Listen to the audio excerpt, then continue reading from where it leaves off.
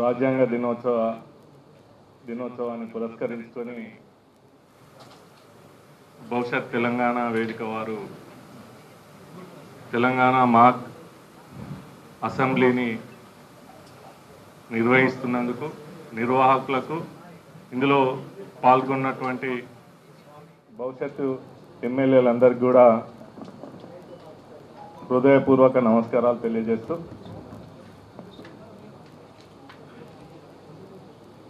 తెలంగాణ మాక్ అసెంబ్లీలో తెలంగాణ ప్రజల సమగ్ర సమస్యలు అంశాల మీద చర్చించడానికి ఒక ఆలోచన చేసినటువంటి వేదికకు నిజంగా ధన్యవాదాలు. ఇక్కడ చర్చించినటువంటి అనేక విషయాలు మీరందరూ కూడా మీ ప్రాంతాలలో ఎమ్మెల్యేలుగా మీరు ఎట్లయితే ఇప్పుడు ఫీల్ అవుతా ఉన్నారో అదే భావజాలంతో ఈ సమస్యల మీద చైతన్యం తీసుకురావాలనేటువంటిది నా ఆకాంక్ష. చర్చించినటువంటి సమయము, చర్చించిన అంశాలు ఈ బిల్డింగ్ దాటగానే మర్చిపోతే మీరు రోజంతా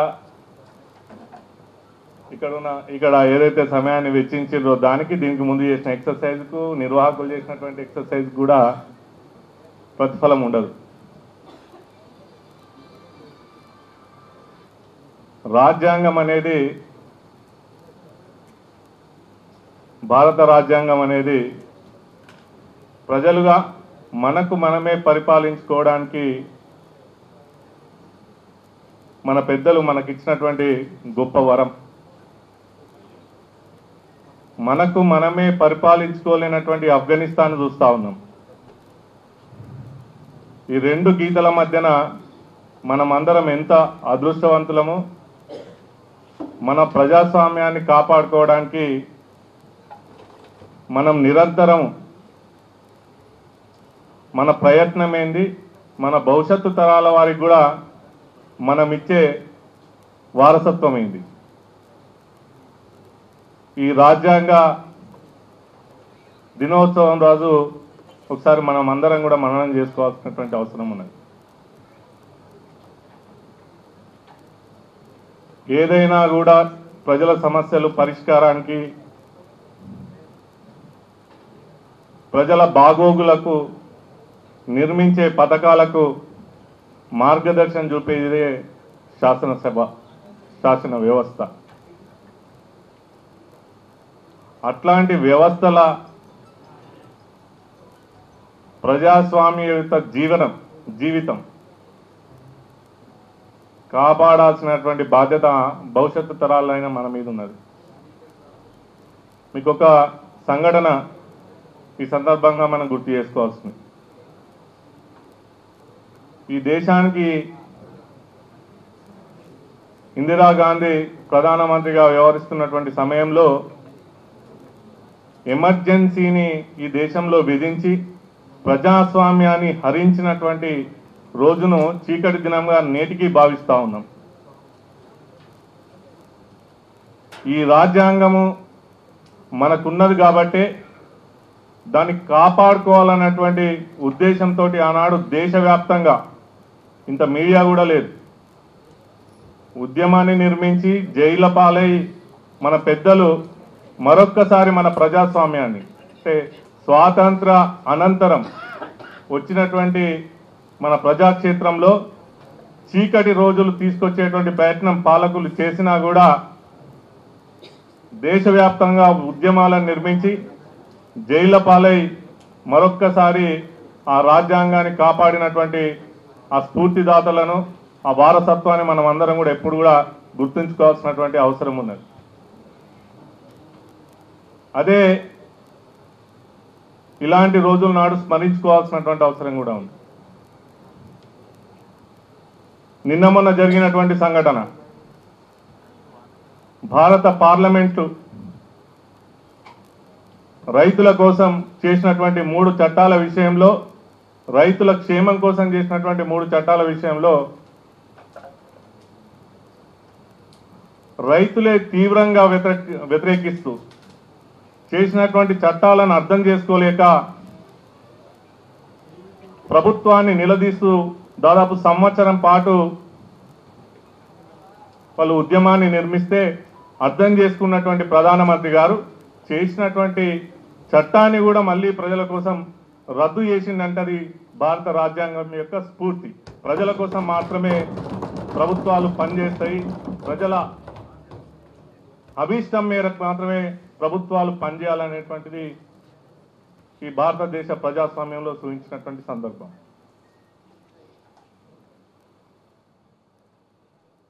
ఫోర్ ఎస్టేట్స్ అంటారు.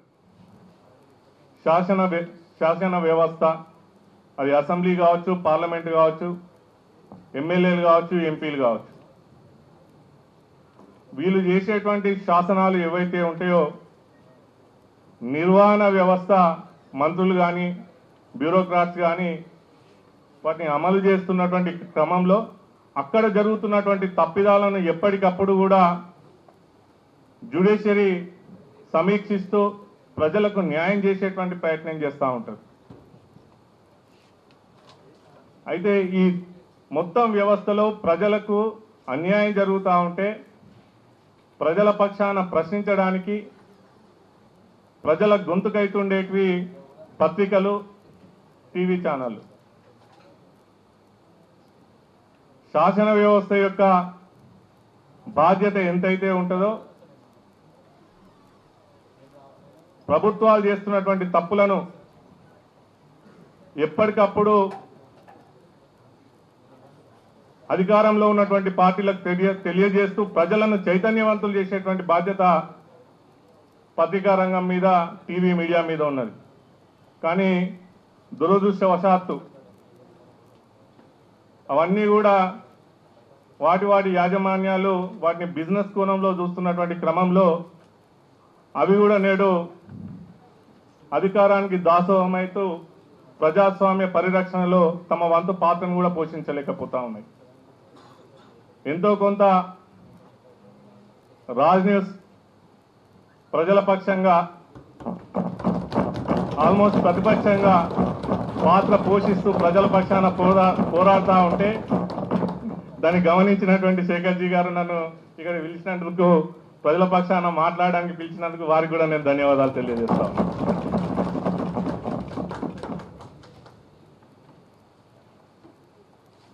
నిజానికి మన హుజురాబాద్ ఉప ఎన్నిక చూసిన తర్వాత ఎమ్మెల్యేలుగా పోటీ చేయాలని అంటే ఏ రకమైనటువంటి దుస్థితి ఈ రాష్ట్రంలో వచ్చింది అనేది నిజంగా చాలా బాధ కలిగించింది.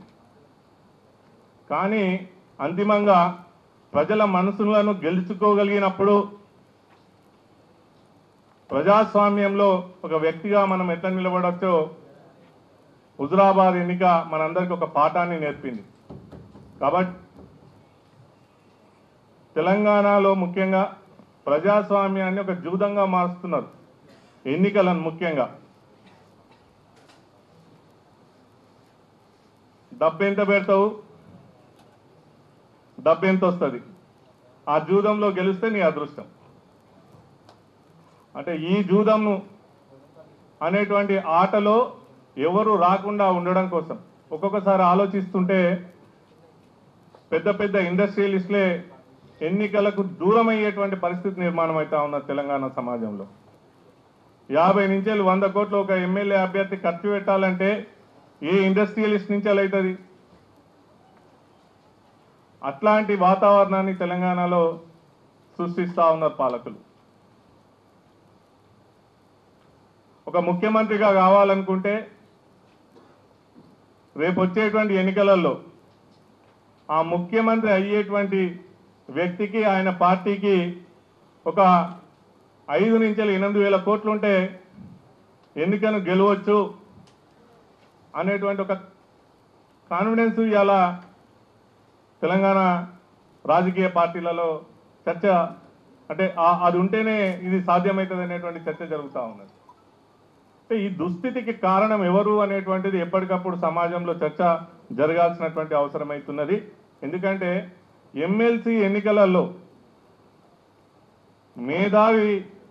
మేధావులుగా శాసన మండలికి పంపించేటువంటి ఎన్నికలలో కూడా ఉద్యోగస్తులు నిరుద్యోగులు దేనికి ఓటేస్తున్నారు?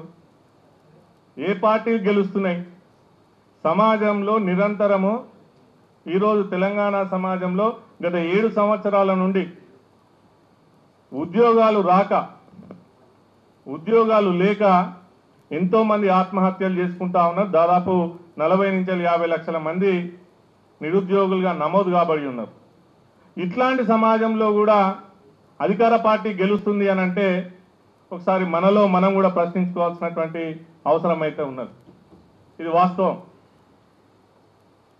మనం మాట్లాడుకోవచ్చు, చర్చించుకోవచ్చు. నా లోపట చాలా గొప్ప విప్లవకారుడు ఉన్నాడని మనం అనుకోవచ్చు.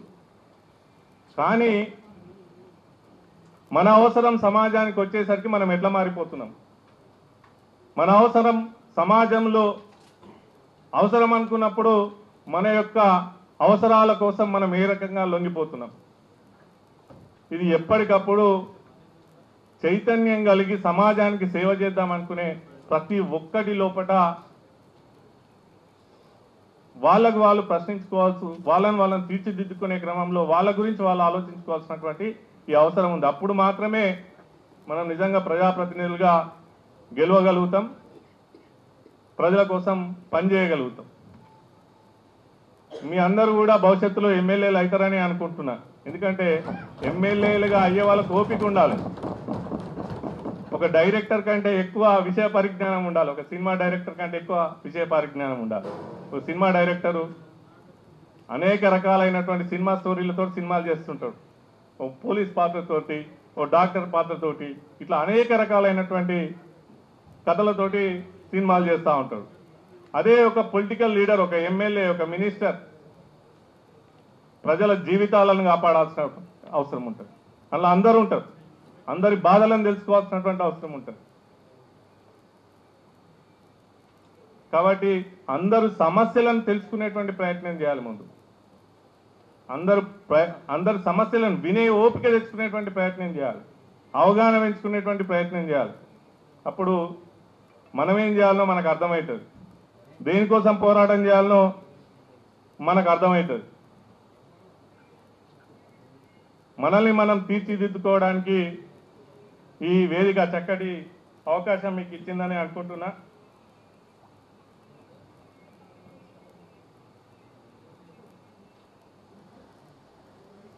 అదే సమయంలో మా రాజ్ న్యూస్ ద్వారా కూడా యంగ్ లీడర్ అనేటువంటి ఒక ప్రోగ్రామ్ని చేయబోతా ఉన్నాం.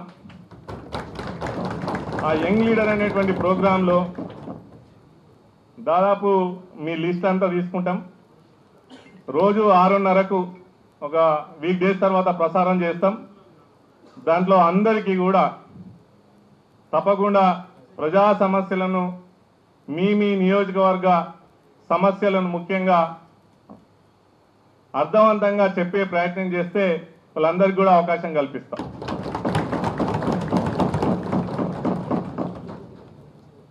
ప్రజా సమస్యలకు వేదికగా రాజ్ న్యూస్ని తయారు చేస్తా ఉన్నాం. మీరు ఎమ్మెల్యేలుగా ఇవ్వడానికి మీకు కావాల్సినంత రాజ్ న్యూస్ని వాడుకోండి.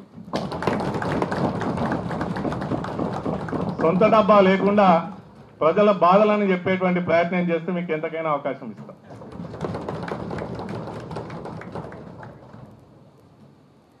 అదే సమయంలో రోజు వార్తల సమయంలో ప్రతిరోజు అనేక విషయాల మీద చర్చా కార్యక్రమం తీసుకుంటా ఉన్నాం. రైతుల విషయమే కానీ, నిరుద్యోగుల విషయమే కానీ, రాష్ట్రం యొక్క ఆర్థిక పరిస్థితే కానీ,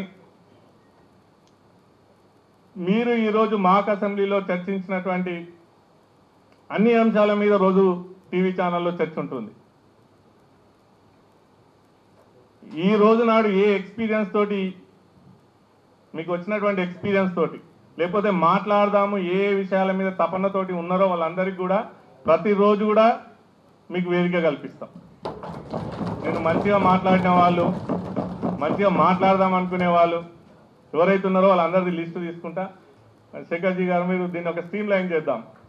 మీ యొక్క ఆలోచనకు రాజ్యం తోడై నిజంగా వీళ్ళందరినీ కూడా ఎమ్మెల్యేలుగా తీర్చిదిద్దే దాంట్లో మనమంత ప్రయత్నం కూడా మనం చేద్దాం. Thank you. ఈ అవకాశం ఇచ్చినందుకు అందరికీ ధన్యవాదాలు.